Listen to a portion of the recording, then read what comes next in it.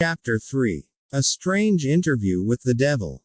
While you are reading The Interview with the Devil, you will recognize from the brief description I have given you of the history of my life what a day-parade effort the devil made to muzzle me before I gained public recognition. You will understand also, after reading The Interview with the Devil, why the interview had to be preceded by this personal history of my background. Before you begin to read the interview, I want you to have a clear picture of the final fling the devil had at me, and be it remembered with profit that it was this final fling which gave Mercy a chance to turn and twist the devil's tail until he squealed out his confession. The devil's undoing began with the Depression in 1929. Through that fortunate turn of the wheel of life, I lost my 600-acre estate in the Catskill Mountains. My income was entirely cut off. The Harriman National Bank, in which all my funds were deposited, folded up and was wiped out. Before I realized what was happening, I found myself caught up in a spiritual and economic hurricane which evolved into a worldwide catastrophe of such force that no individual or group of individuals could withstand it. While waiting for the storm to cease and the stampede of human fear to stop, I moved to Washington, D.C., the city from which I made my start after my first meeting with Andrew Carnegie, nearly a quarter of a century previously. There seemed nothing for me to do except sit down and wait. All I had was time. After 3 years of waiting without tangible results, my restless soul began to push me back into service. There was little opportunity for me to teach a philosophy of success when the world around me was in the midst of abject failure, and men's minds were filled with the fear of poverty. This thought came to me one evening while I was sitting in my automobile, in front of the Lincoln Memorial on the Potomac River, within the shadow of the Capitol. With it came another thought. The world had staged an unprecedented depression over which no human being had control. With that depression had come to me an opportunity to test the philosophy of self-determination, to the organization of which I had devoted the better portion of my adult life. Once more I had the opportunity to learn whether my philosophy was practical or mere theory. I realized too the opportunity had come to test a claim I had made hundreds of times, that every adversity brings with it the seed of an equivalent advantage. What, if any, I asked myself, were the advantages to me of a world depression? When I began to look for a direction in which I might move to test my philosophy, I made the most shocking discovery of my life. I discovered that through some strange power which I did not understand, I had lost my courage, my initiative had been demoralized, my enthusiasm had been weakened. Worst of all, I was sorely ashamed to acknowledge that I was the author of a philosophy of self-determination, because down deep in my heart I knew, or thought I knew, that I could not make my philosophy pull me out of the hole of despair in which I found myself while I floundered in a state of mental bewilderment. The devil must have been dancing a jig of rejoicing. At last he had, the author of the world's first philosophy of individual achievement, pinned under his thumb and paralyzed with indecision. But the devil's opposition must have been at work too. As I sat there in front of the Lincoln Memorial, reviewing in retrospect the circumstances which had so many times previously lifted me to great heights of achievement, only to let me drop to equal depths of despair, a happy thought was handed over to me in the form of a definite plan of action by which I believed I could throw off that hypnotic feeling of indifference with which I had been bound. In the interview with the devil, the exact nature of the power by which I had been deprived of my initiative and courage has been described. It is the same power with which millions of others were bound during the Great Depression. It is the chief weapon with which the devil ensnares and controls human beings. The sum and substance of this thought which came to me was this: Despite the fact that I had learned from Andrew Carnegie and more than 500 others of equal business and professional achievements that noteworthy achievements in all walks of life come through the application of the master mind, the harmonious coordination of two or more minds working to a definite end, I had failed to make such an alliance for the purpose of carrying out my plan to take the philosophy of individual achievement to the world. Despite the fact I had understood the power of the master mind, I had neglected to appropriate and use this power. I had been laboring as a lone wolf, instead of allying myself with other and superior minds. The interview with the devil may have occurred as Hill sat at the foot of the Lincoln Memorial. Was it real? It was real to Hill and created the framework for how he lived his life and shared his revelations with us, his students. To reiterate Hill's earlier words, he had discovered that every great leader of the past, whose record I have examined, was beset by difficulties and met with temporary defeat before arriving. Hill also describes in his works how these great leaders surrounded themselves with master minds.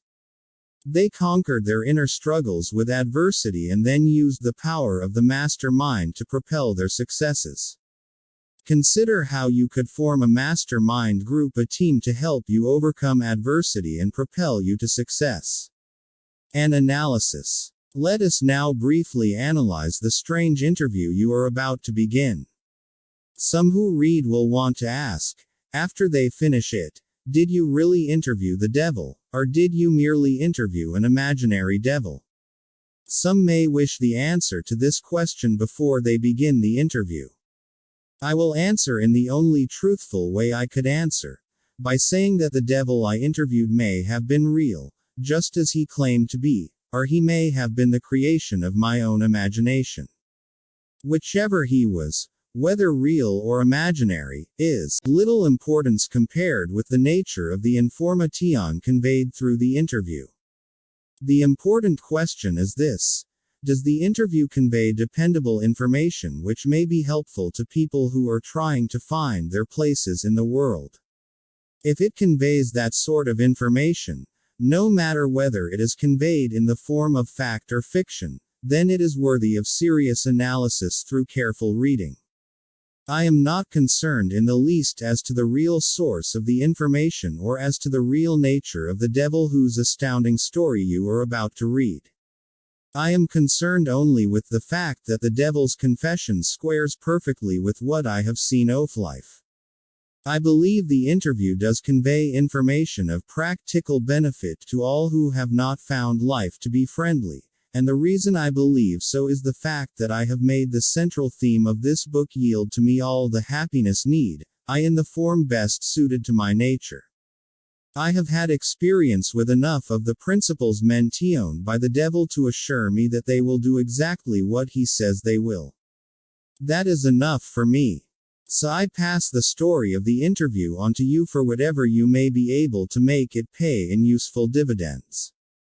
Perhaps you will get the greatest values if you accept the devil as being what he claims himself to be, relying upon his message for whatever it may bring you that you can use, and not worrying as to who the devil is or whether he exists. If you want my honest personal opinion, I believe the devil is exactly who he claims to be. Now let us analyze his strange confession. After forcing his way into the consciousness of the devil, Mr. Earthbound began the unwilling interview with K's tions which could not be evaded. Hill, Mr. Earthbound, interrogates the devil in an almost courtroom atmosphere. Somehow, the devil is obligated to give complete and accurate answers. How was this done? Perhaps Hill forced the devil's confession by forming a mastermind, possibly with his wife, the harmonious coordination of two or more minds working to a definite end, to exert the power of God, the great storehouse of infinite intelligence wherein is stored all that is, all that ever was, and all that can ever be. Perhaps Hill won the right to accurate responses by being a thinker in control of his own mind, who mastered all his fears. Thanks to this mastery and control, Hill could demand true and accurate responses from the devil. In any event, Hill forces the devil to expose his tricks and wiles so that we may counter them and avoid the pitfalls in our lives. Here begins the interview with the devil.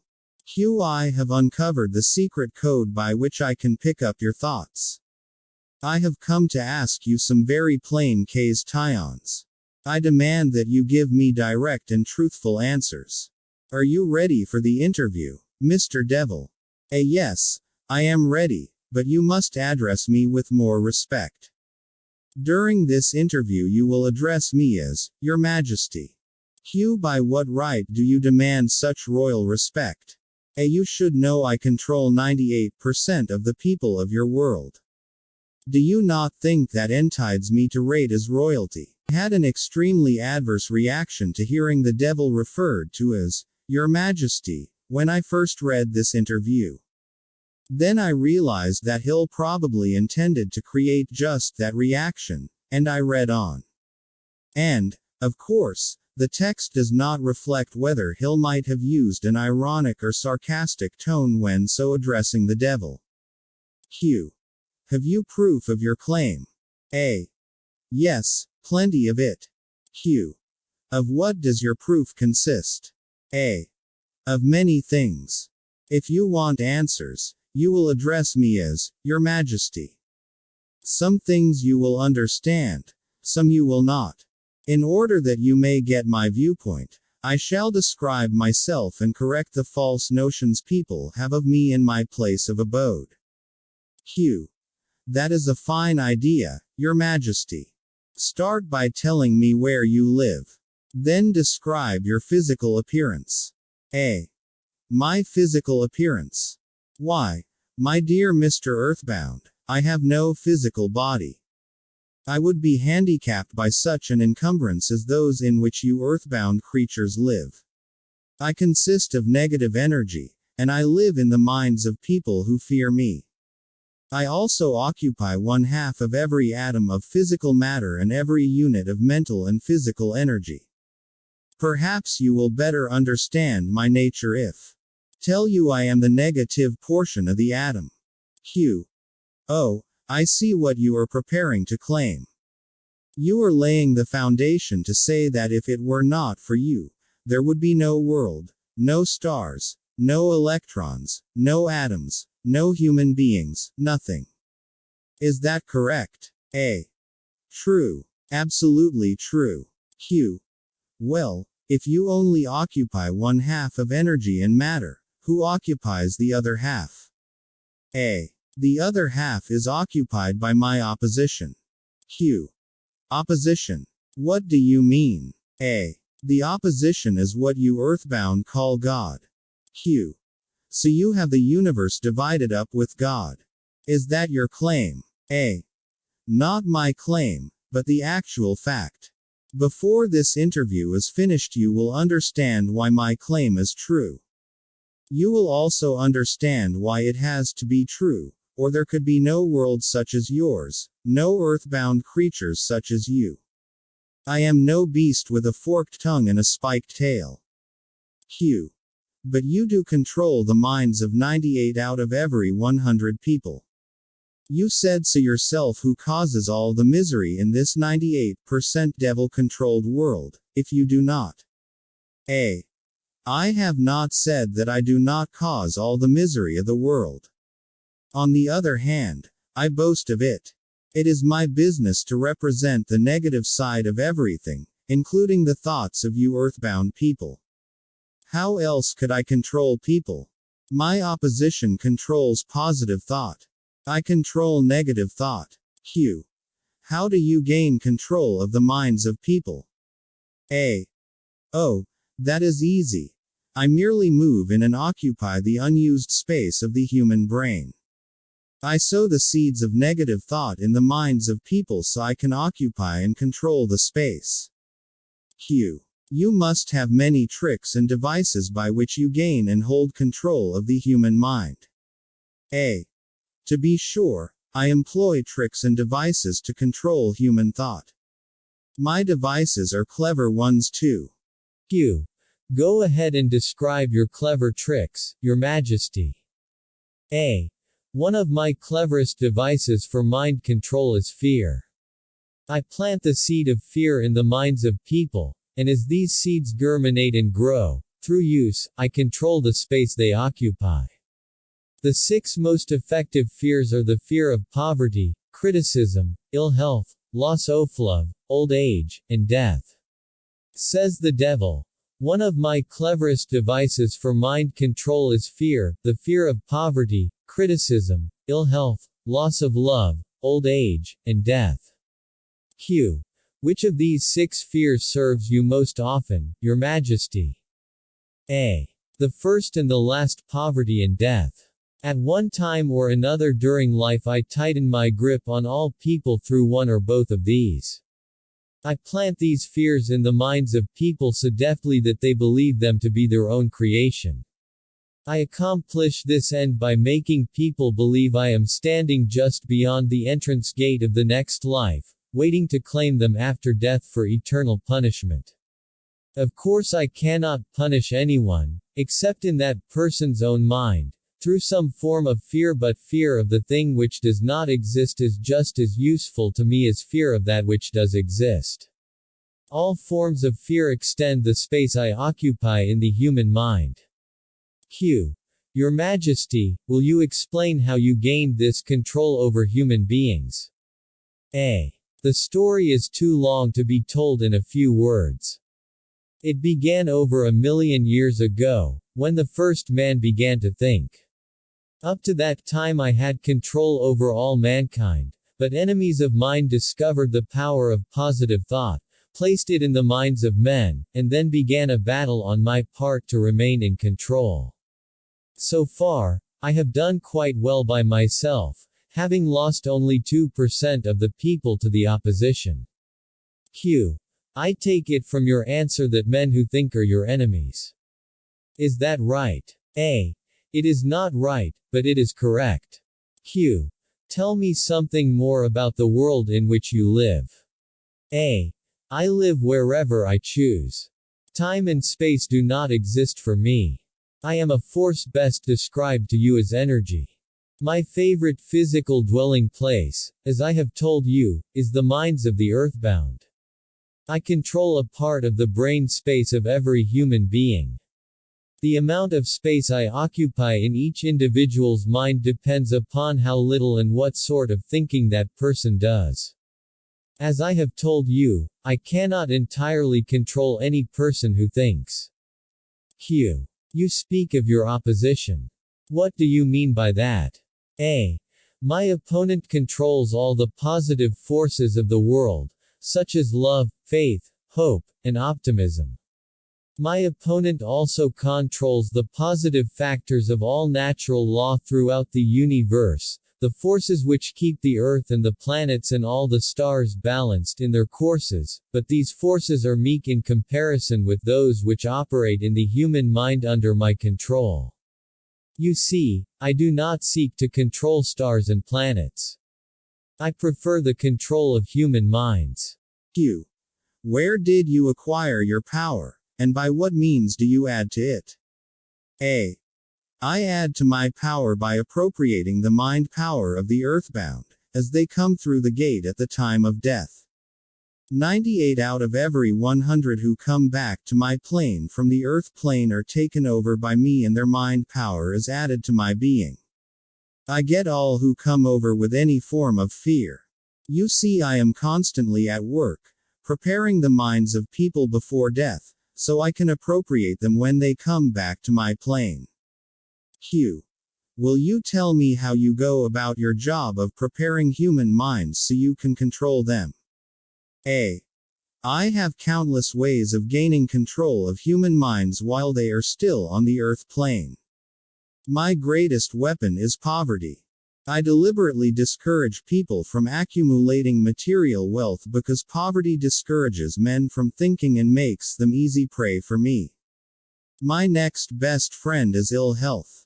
An unhealthy body discourages thinking. Then I have countless thousands of workers on earth who aid me in gaining control of human minds. I have these agents placed in every calling.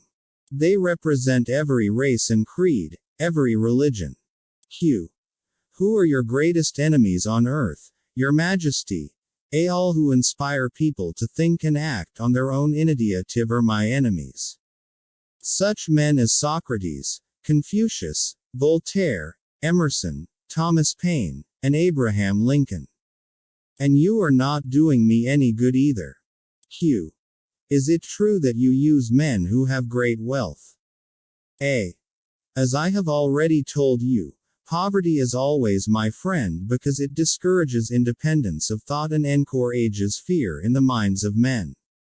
Some wealthy men serve my cause while others do me great damage, depending upon how the wealth is used. The great Rockefeller fortune, for example, is one of my worst enemies. Q. That is interesting, Your Majesty. Will you tell me why you fear the Rockefeller fortune more than others? A. The Rockefeller money is being used to isolate and conquer diseases of the physical body, in all parts of the world. Disease has always been one of my most effective weapons. The fear of ill health is second only to the fear of poverty. The Rockefeller money is uncovering new secrets of nature in 100 different directions, all of which are designed to help men take and keep possession of their own minds. It is encouraging new and better methods of feeding, clothing, and housing people. It is wiping out the slums in the large cities, the places where my favorite allies are found. It is financing campaigns for better government and helping to wipe out dishonesty in politics. It is helping to set higher standards in business practice and encouraging businessmen to conduct business by the golden rule, and that is not doing my cause any good. Q. What about these boys and girls who are said to be on the road to hell? Are you in control of them? A. Well, I can answer that question only with yes and no. I have corrupted the minds of the young by teaching them to drink and smoke, but they have me baffled through their tendency to think for themselves. Hill ranges back and forth across the devil's field of battle. His earlier point about Rockefeller's philanthropy is followed by an explanation of why young people are on the road to hell. I believe the author is challenging us to hold several ideas in mind at once as he lets the devil do his dirty work with the hope of confusing us. Look for other examples throughout the book, you'll find them. Q. You say you have corrupted the minds of the young people with liquor and cigarettes. I can understand how liquor might destroy the power of independent thought, but do not see what cigarettes have to do with helping your cause. A. You may not know it, but cigarettes break down the power of persistence. They destroy the power of endurance. They destroy the ability to concentrate. They deaden and undermine the imaginative faculty, and help in other ways to keep people from using their minds most effectively. Do you know I have millions of people, young and old, of both sexes, who smoke 2 packages of cigarettes a day? That means I have millions of people who are gradually destroying their power of resistance. One day I shall add to their habit of cigarette smoking other thought-destroying habits, until I shall have gained control of their minds. Habits come in pairs, triplets, and quadruplets. Any habit which weakens one's willpower invites a flock of its relatives to move in and take possession of the mind. The cigarette habit not only lowers the power of resistance and discourages persistence, but it invites looseness in other human relationship. Q. I never thought that cigarettes were a tool of destruction, Your Majesty, but your explanation throws a different light on the subject. How many converts to the habit do you now claim? A. I am proud of my record. Millions are now victims, and the number is increasing daily. Soon I shall have most of the world indulging in the habit. In thousands of families I now have full lowers of the habit, including every member of the family. Very young boys and girls are beginning to take up the habit. They are learning how to smoke by observing their parents and older brothers and sisters. Q. Which do you consider to be your greater tool for gaining control of human minds, cigarettes or liquor? A. Without hesitation, I would say cigarettes. Once I get a young person to join my 2-package-a-day club, I have no trouble in inducing that person to take on the habit of liquor, overindulgence of sex, and all other related habits which destroy independence of thought and action. Remember, this was written in 1938, long before the addictive nature of tobacco was discovered. Here, as elsewhere, Napoleon Hill is far ahead of his time in some of his medical and sociological opinions. Q. Your Majesty, when I began this interview I had you all wrong.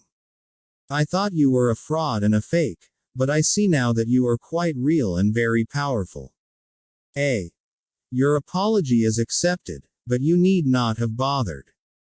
Millions of people have questioned my power, and I got most of them at the gate as they came over.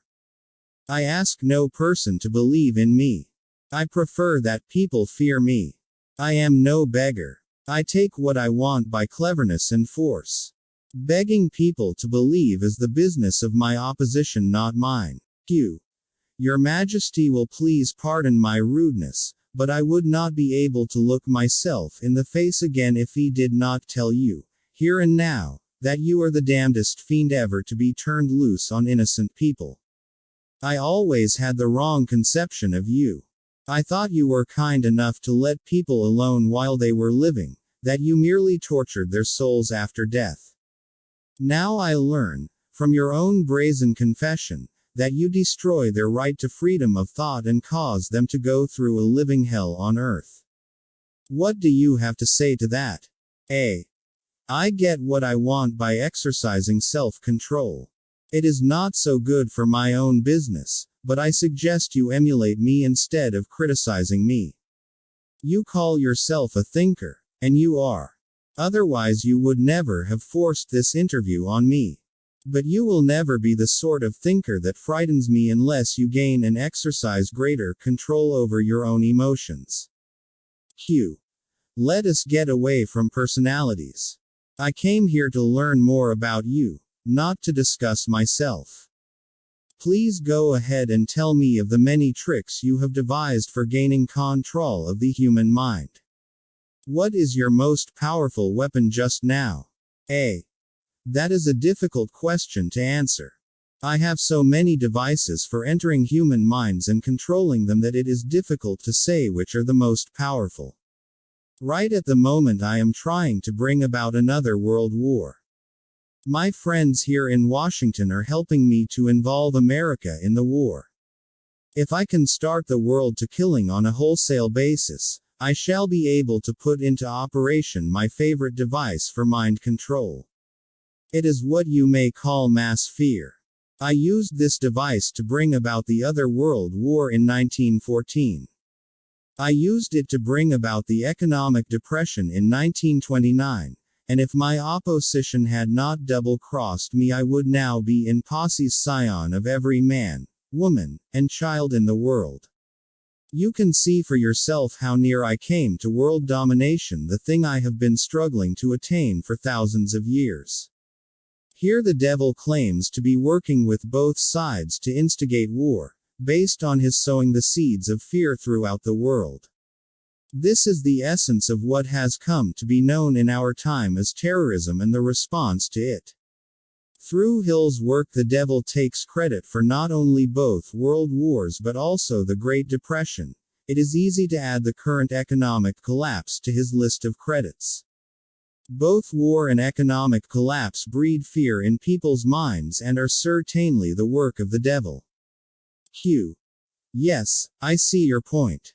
Who wouldn't? You are a very ingenious manipulator of the minds of people. Is your devilish business carried on only through people of high position and great influence? A. Oh, no. I use the minds of people in all walks of life. As a matter of fact, I prefer the type of person who makes no pretense of thinking. I can manipulate that sort of person without difficulty. I could not control 98% of the people of the world if all people were skilled in thinking for themselves. Q. I am interested in the welfare of those people whom you claim to control. Therefore, I wish you to tell me all of the tricks by which you enter and control their minds. I want a complete confession from you, so begin with your clever-est trick. A. This is suicide you are forcing on me, but I am helpless. So settle down and I will place in your hands the weapon by which millions of your fellow earthbound will defend themselves against me.